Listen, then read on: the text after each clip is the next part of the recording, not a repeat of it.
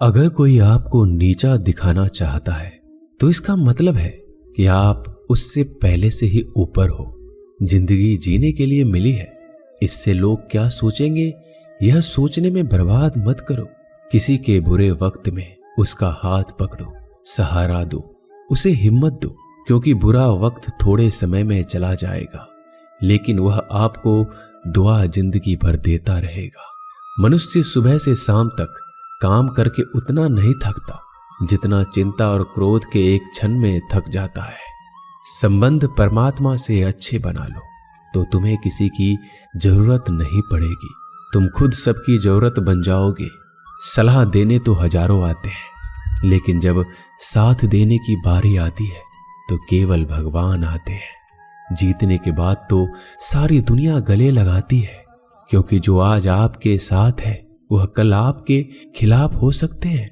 बिना मतलब के कोई आपकी इज्जत नहीं करेगा, लेकिन खुद को इतना काबिल बनाओ कि लोग बिना मतलब के भी आपका इज्जत करें। भगवान कहते हैं सोने से पहले तुम सबको माफ कर दिया करो और तुम्हारे जागने से पहले मैं तुम्हें माफ कर दूंगा। भगवान ऑक्सीजन की तरह है जिन्हें आप देख नहीं सकते लेकिन उसके बिना आप रह भी नहीं सकते। कोई और तुम्हारी मदद नहीं कर सकता, अपनी मदद स्वयं करो। आप खुद के सबसे अच्छे मित्र हैं और सबसे बड़े दुश्मन भी। इंसान तब समझदार नहीं होता जब वह बड़ी बातें करने लगे, बल्कि समझदार तब होता है जब वो छोटी छोटी बातों को समझने लगे। आप किस समय सही थे इसे कोई याद नहीं रखता, लेकिन आप किस समय गलत थे ये सब याद रखते हैं। सब दुख दूर होने के बाद ही मन प्रसन्न होगा, यह आपका भ्रम है। मन प्रसन्न रखो, सब दुख दूर हो जाएंगे, यह हकीकत है। किसी भी व्यक्ति की कोई भी बात बुरी लगे तो दो तरह से सोचो। यदि व्यक्ति महत्वपूर्ण है तो भूल जाओ और बात महत्वपूर्ण है तो व्यक्ति को भूल जाओ। रिश्तों का संबंध सिर्फ रक्त से नहीं होता, जो मुसीबत में हाथ थाम ले उससे बड़ा कोई रिश्ता नहीं होता। भगवान कहते हैं तुम सब कुछ मुझे सौंप दो, सारा दर्द परेशानी, और बिल्कुल हल्के होकर मुझे याद करो। धीरे धीरे तुम्हारा जीवन बदल जाएगा। हर रोज रात को सोने से पहले भगवान को अपनी पूरी दिनचर्या बता के सोएं। अगर आपके द्वारा किसी का दिल दुखा है तो मन ही मन उससे माफी मांगे। अगर आपका किसी ने दिल दुखाया है तो उसे माफ करके सारी चिंताएं भगवान को सौंप कर सो जाए। यकीन मानिए इससे आपकी जिंदगी खुशनुमा बन जाएगी। क्रोध बोला हुआ एक शब्द इतना जहरीला हो सकता है कि आपकी हजार प्यारी बातों को एक मिनट में नष्ट कर सकता है।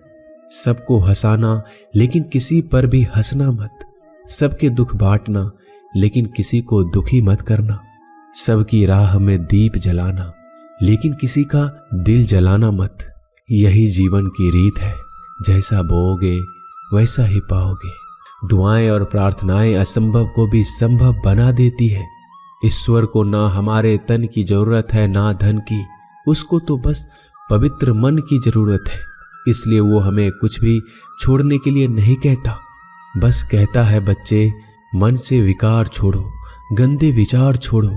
जो आने वाला है वो हमेशा गुजरे हुए कल से बेहतर होगा। यही एक सोच आपके जीवन में कभी निराशा नहीं होने देगी। झूठ कितना अजीब है, खुद बोलो तो अच्छा लगता है, दूसरे बोले तो गुस्सा आता है। खुशियां चाहे किसी के साथ भी बांट लो, पर गम हमेशा भरोसेमंद इंसान के साथ ही बांटना चाहिए। जीवन में समय चाहे जैसा हो, परिवार के साथ रहो तो सुख बढ़ जाता है, दुख हो तो बढ़ जाता है। सच्चा मित्र वही है जो उस समय में भी आपके साथ खड़ा हो जब सारी दुनिया आपके खिलाफ हो। आपके पास जितना भी है उसके लिए बार बार दिल से धन्यवाद कहें, हर वक्त कहें। यकीन मानिए जितना भी है वो जल्दी कई गुना हो जाएगा। प्रार्थनाएं और ध्यान इंसान के लिए बहुत जरूरी है, क्योंकि प्रार्थना में भगवान आपकी बात सुनते हैं और ध्यान में आप भगवान की बात सुनते हैं। श्री कृष्ण से कितना कुछ छूटा, पहले माँ छूटी, फिर पिता छूटे, फिर जो नंद किशोर मिले वो भी छूटे, संग साथी छूटे, राधा भी छूटी, गोकुल छूटा, फिर मथुरा छूटा। श्री कृष्ण से जीवन भर कुछ न कुछ छूटता ही रहा। नहीं छूटा तो वो था देवत्व, मुस्कान और सकारात्मकता। श्री कृष्ण दुखी नहीं, उत्सव के प्रतीक है। सब कुछ छूटने पर भी कैसे खुश रहा जा सकता है, ये श्री कृष्ण से अच्छा कोई नहीं सिखा सकता। इसलिए हमेशा खुश रहें, सदा मुस्कुराते रहें। जीतने का मजा भी तभी आएगा जब लोग आपके हार का इंतजार करेंगे। गीता में लिखा है, यदि कोई आपको अच्छा लगता है तो अच्छा वो नहीं, अच्छे आप हैं, क्योंकि उसमें अच्छाई देखने वाली नजर आपके पास है। अपनी पीड़ा के लिए संसार को दोष मत दो, अपने मन को समझाओ। तुम्हारे मन का परिवर्तन ही तुम्हारे दुखों का अंत है। सोच और नीयत अच्छी रखिए, फिर आपके कष्ट प्रभु स्वयं दूर कर देंगे। याद रखना, भगवान से कभी उम्मीद छोड़ना नहीं और दुनिया वालों से कभी उम्मीद रखना नहीं। सुख दुख एक सिक्के के दो पहलू है। जहां सुख होगा वहां दुख भी होगा, जहां दुख होगा वहां सुख भी होगा। इसलिए सुख दुख के बारे में बिना सोचे निरंतर अपने लक्ष्य को प्राप्त करने के लिए प्रयास करते रहना चाहिए। एक बात हमेशा याद रखना, किसी के सामने गिड़गिड़ाने से ना मोहब्बत मिलती है ना इज्जत। इसलिए अपने स्वाभिमान को जिंदा रखो। कोई अगर आपकी किस्मत में होगा तो आपके पास खुद ही चलकर आएगा। दूसरों को हराने का मौका मत दो, बस खुद को आगे ले जाने की जिद पालो। कभी हार ना मानने की आदत ही एक दिन जीतने की आदत बन जाती है। सिर्फ दो चीजें मनुष्य के भाग्य का निर्माण करती है। पहला, स्वभाव। अगर आपके स्वभाव में अच्छाई, विनम्रता और गुण है तो आपका भाग्य चमकेगा। अगर आपका स्वभाव क्रोधी है, आलसी है, तो आपका भाग्य बिगड़ना अनिवार्य है।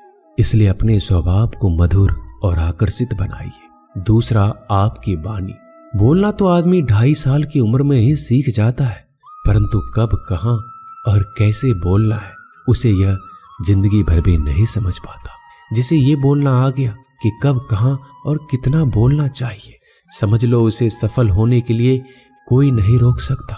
पिता से बड़ा कोई सलाहकार नहीं, माँ की छांव से बड़ी कोई दुनिया नहीं, भाई से अच्छा कोई भागीदार नहीं और बहन से बड़ा कोई शुभ चिंतक नहीं। इस मतलबी दुनिया से कोई मतलब ना रखो, और मतलब रखना है तो अपने मतलब से मतलब रखो। दुआएं मांगने से किसका भला होता है, मिलता तो वही है जो हमने बोया होता है। तुम नीचे गिर के देखो, कोई नहीं आएगा उठाने।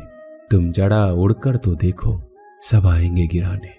एक बात हमेशा याद रखना, अगर शराब की दुकान पर बैठकर दूध पियोगे तो तुम्हें शराबी का ही दर्जा मिलेगा, और किसी मंदिर में बैठ के पानी भी पियोगे तो तुम्हें एक संत का दर्जा दिया जाएगा। इसलिए आप किसके साथ उठते बैठते हो ये बहुत मायने रखता है। दोस्तों, आशा करता हूं कि आपने इस वीडियो से बहुत सारी सीख ली होगी। मिलते हैं जल्दी एक नए ज्ञानवर्धक वीडियो में। धन्यवाद। अपना ख्याल रखिएगा।